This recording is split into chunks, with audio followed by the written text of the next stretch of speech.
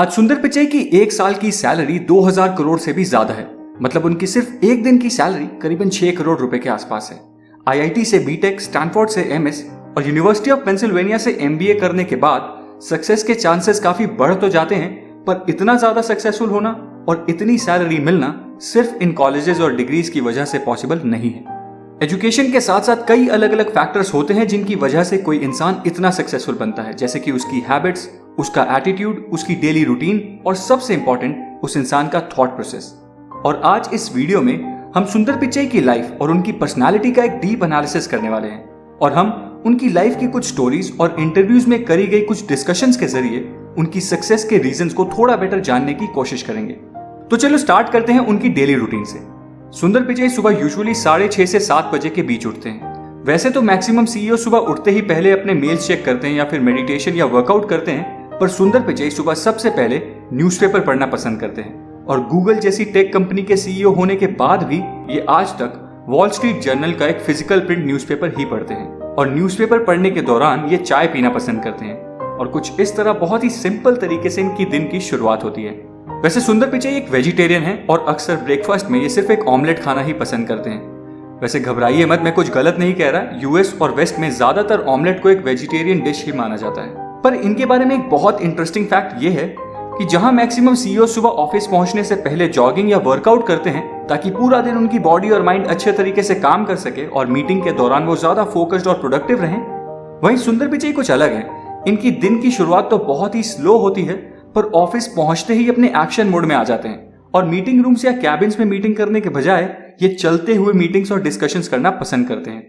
इनकी कई सारी मीटिंग्स ऐसे ही एम्प्लॉयज के साथ ऑफिस कैंपस में वॉक करते हुए ही होती हैं। इन्होंने एक इंटरव्यू में कहा था कि चलते वक्त मेरा दिमाग ज्यादा अच्छी तरह काम करता है और मैं बेटर डिसीजंस ले पाता हूँ, और इसलिए मैं कई बार कलीग्स और एम्प्लॉयज के साथ चलते हुए ही मीटिंग करना पसंद करता हूँ। वैसे इनकी इस हरकत से इनके एम्प्लॉयज और कलीग्स कई बार कंफ्यूज भी हो जाते हैं, क्योंकि कुछ इंटरव्यूज के अकॉर्डिंग सुंदर पिचई कई बार मीटिंग्स के बीच में ऐसे ही उठकर बाहर चले जाते हैं और फिर एक छोटी सी वॉक के बाद किसी सॉल्यूशन के साथ वापस उस मीटिंग को ज्वाइन करते हैं। तो हाँ, ये इनकी एक थोड़ी अलग हैबिट तो जरूर है।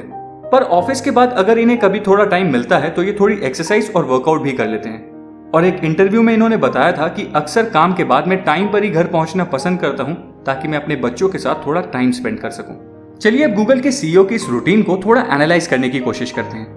इनके लिए दुनिया में हो रही चीजों को जानना और अपडेटेड रहना एक परफेक्ट मॉर्निंग रूटीन से ज्यादा इंपॉर्टेंट है। वॉल स्ट्रीट जर्नल एक हाई क्वालिटी न्यूज़पेपर है और डेली सुबह इस न्यूज़पेपर को पढ़ने की इनकी ये आदत हमें ये बताती है कि लेटेस्ट न्यूज से अपडेटेड रहना और दुनिया में हो रही चीजों पर नजर रखना इनके लिए एक टॉप प्रायोरिटी है। Analysis number 2, performance and productivity matters more than rules and formalities.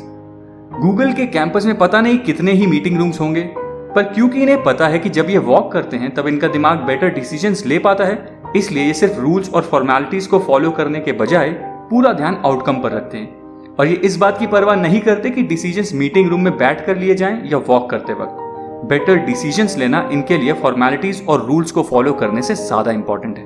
दोस्तों, लोग अक्सर ग्रेजुएशन और मास्टर्स के सब्जेक्ट ये सोचकर डिसाइड करते हैं कि वो आगे जाकर सिर्फ उसी फील्ड में अपना करियर बनाएंगे, पर सुंदर पिचई की अप्रोच थोड़ी डिफरेंट थी। इन्होंने आईआईटी खड़गपुर से मेटलर्जिकल इंजीनियरिंग की पढ़ाई करने के बाद स्टैनफोर्ड से सेमीकंडक्टर फिजिक्स में एमएस की डिग्री ली और फिर यूनिवर्सिटी ऑफ पेंसिल्वेनिया से एमबीए करने के बाद कुछ साल मैकेंजी में एज ए कंसल्टेंट काम भी करा। पर ये सब कुछ करने के बाद भी इन्होंने गूगल जैसी टेक कंपनी में अपना बाकी करियर स्पेंड करने का फैसला लिया।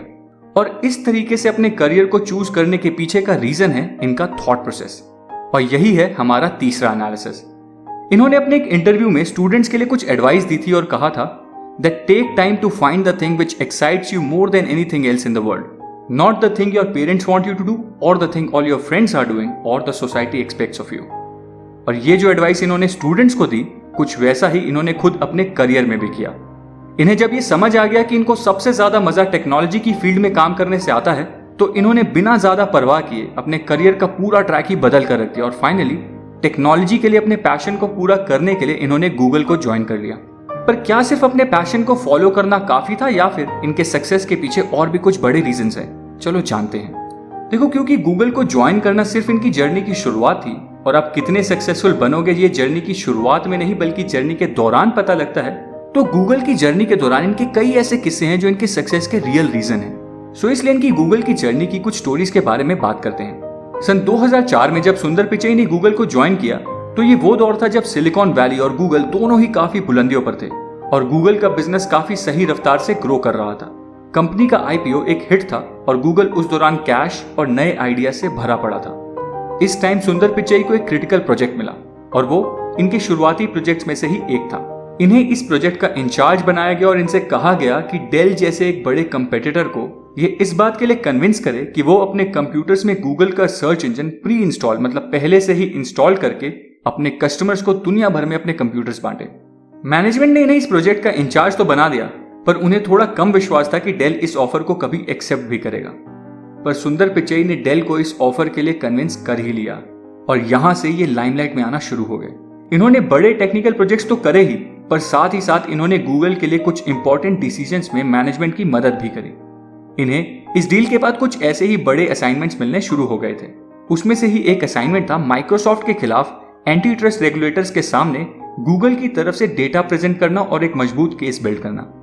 खैर इस काम को ये लीड तो नहीं कर रहे थे पर बैकएंड पर इनका एक बहुत तगड़ा कंट्रीब्यूशन था।